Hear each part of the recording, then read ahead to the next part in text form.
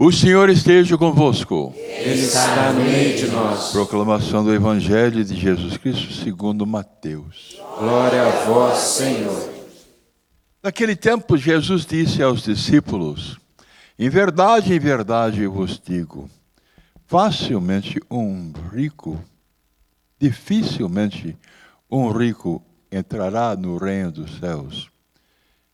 E digo ainda, é mais fácil um camelo entrar pelo buraco de uma agulha do que um rico entrar no reino de Deus.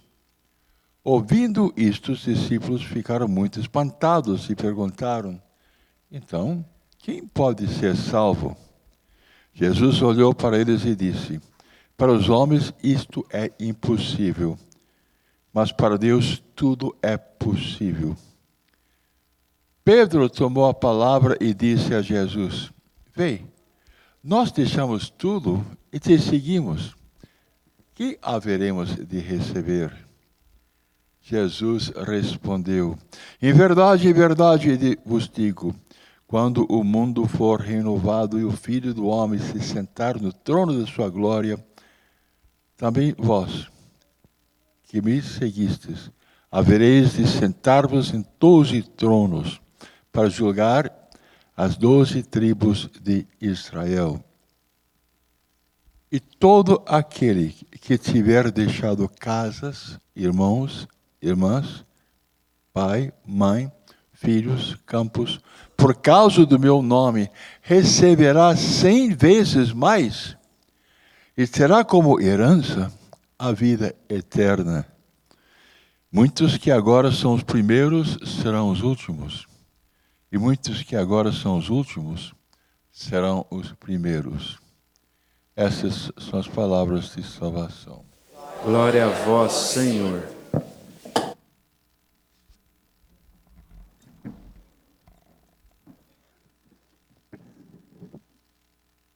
Meus irmãos presentes aqui nos estúdios da TV Século XXI, irmãos e irmãs que nos acompanham de tantas cidades e partes desse Brasil ou desse mundo. Uma das reflexões que a palavra de Deus pode fazer nascer em nós é a ação de Deus na história. Cada dia lemos algum jornal, ou ouvimos noticiário da televisão, ou escutamos notícias de alguma emissora de rádio, e podemos ter a impressão de que a vida segue o seu curso, independente de Deus, como se ele não tivesse nada a ver com aquilo que acontece no dia a dia.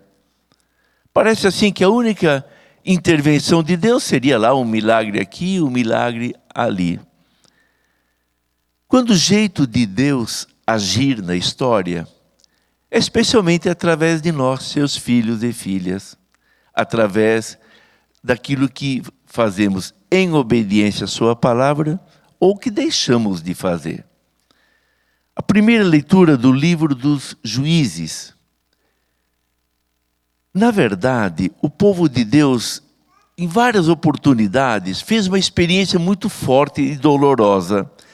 Toda vez que se afastava de Deus, toda vez que deixava o Deus verdadeiro e seguia outros deuses, não é que Deus se vingasse e o fizesse sofrer.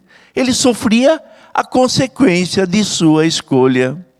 Quer dizer, Deus nos colocou no mundo, mostrou assim como deve ser o nosso comportamento, e do nosso comportamento que nascem consequências que caem sobre nós. Daí a necessidade de sermos fiéis. Se formos fiéis, Deus que é fiel vai fazer com que aquilo que Ele deseja que aconteça de bom aconteça. Senão nós sofremos como consequência de nossa infidelidade. No tempo de Gedeão, por exemplo, aconteceu isto. O povo passou a deixar Deus de lado, adorar falsos deuses, que eram muito menos exigentes, que eram agradáveis, só que falsos. E nessa situação, Gedeão faz uma experiência de limitação e de fraqueza. Será que Deus nos abandonou? Será que ele se esqueceu daquelas antigas promessas, quando o nosso povo estava no Egito, prometeu que levaria para uma terra prometida, onde viveríamos na alegria e na paz?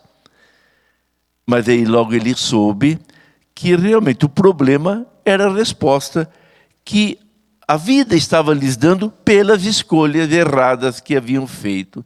Mas Deus não se esqueceu tanto que chama Gedeão para ser o salvador do povo, para derrotar os inimigos.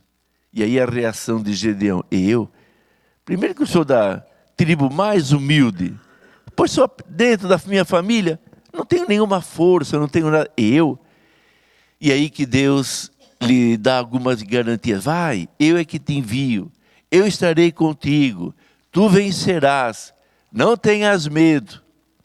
E lá vai Gedeão, e a gente sabe que depois realmente ele se tornou vencedor. Quer dizer, da nossa fidelidade a Deus nasce muita coisa boa no mundo, que nem sempre vão saber: isto que está acontecendo de bom é lá por causa da Dona Maria, por causa do seu Pedro, por causa da fidelidade do Antônio. Um dia Deus vai nos mostrar a consequência de benefícios sobre a humanidade do comportamento de cada um de nós. A gente podia dizer como Gedeão: mas quem sou eu para Deus dar tanta importância? Deus escolhe o fraco para confundir o forte. Ele quer mostrar aquilo que depois o próprio Jesus vai falar. A Deus nada é impossível. Paulo vai dizer que Deus até escolhe vasos de barro para neles colocar sua riqueza. Então é através de cada um de nós, da nossa fidelidade diária, na rotina de cada dia, nossa fidelidade ao amor, a intimidade, busca de momentos de intimidade com Deus, nessa fidelidade que vão nascendo grandes benefícios para o mundo. Uma experiência semelhante fizeram os apóstolos. Jesus estava falando das riquezas e da dificuldade de um rico entrar no reino dos céus. Na verdade, o que ele está falando é do apego. Falou da riqueza, poderia ter falado do poder, poderia ter falado do prazer. Sempre que se faz de alguma coisa, riqueza, poder, prazer, o Deus, porque isso é idolatria. Eu faço daquele bem o centro de minha vida, e toda a minha vida passa a girar em torno disso. Toda vez que eu faço isso, o que acontece? Eu me afasto dos caminhos de Deus e sofro as consequências. Mas é interessante que Pedro quis aproveitar a oportunidade para saber: tudo bem, Senhor, nós deixamos tudo, o que é que vamos ganhar? Tem uma visão assim um pouco de aproveitamento. Bom, já que eu estou dando, espero que Deus me dê alguma coisa. Um pouco aquela ideia: eu dou para Deus, Deus tem que me dar alguma coisa. E é interessante que Jesus não responde diretamente à pergunta de Pedro. Não insiste no: vocês que deixaram tudo, que se desapegaram. Não, vocês que me seguiram. Esse deixar, e aqui, no caso, esse deixar significava família, riquezas, projetos pessoais. Esse deixar é a condição básica para o passo de qualidade, que é seguir Jesus. Isso que é o essencial. Na fé cristã, o essencial é seguir o Senhor. Todo o resto é uma preparação para esse seguimento.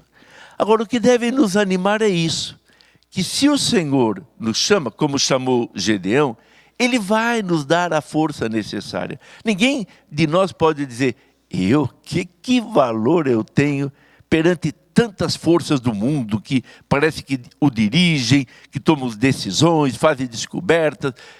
O que eu posso fazer? Se a gente segue Jesus, o que Ele é capaz de fazer através de nós é inimaginável. Por isso, a resposta a essa palavra de Deus é dizer: Senhor, eu estou aqui, como Gideão, como Pedro, como os apóstolos, faz de mim o que queres.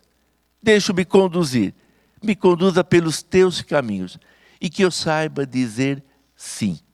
Foi assim que São Bernardo se santificou. Um homem lá do século XI, do século XII, que ainda hoje tem uma influência tão grande na história, por causa dos seus discursos, alguns sobre Nossa Senhora, são dos mais bonitos que temos sobre Nossa Senhora. Mas por quê? Um homem de Deus, ele queria apenas servir o Senhor. Só que o projeto, o plano que Deus tinha sobre ele era muito mais. Queria fazer dele o grande reformador, queria fazer realmente alguém que marcasse a história da igreja num momento difícil. Havia mais um papa, havia muitas heresias, e lá Bernardo, que queria apenas viver em contemplação com Deus, foi sendo conduzido pelo Senhor para fazer o que ele, o Senhor, queria. Deixemos-nos conduzir por Deus, porque é Ele que conduz a história. Só que é interessante, conduz a história através de nós. Não agindo tanto diretamente, que tanto milagre é algo muito raro, mas através de nós, os gideões de cada época, de cada tempo. Sejamos então instrumentos vivos e dóceis nas mãos do Senhor. Assim seja.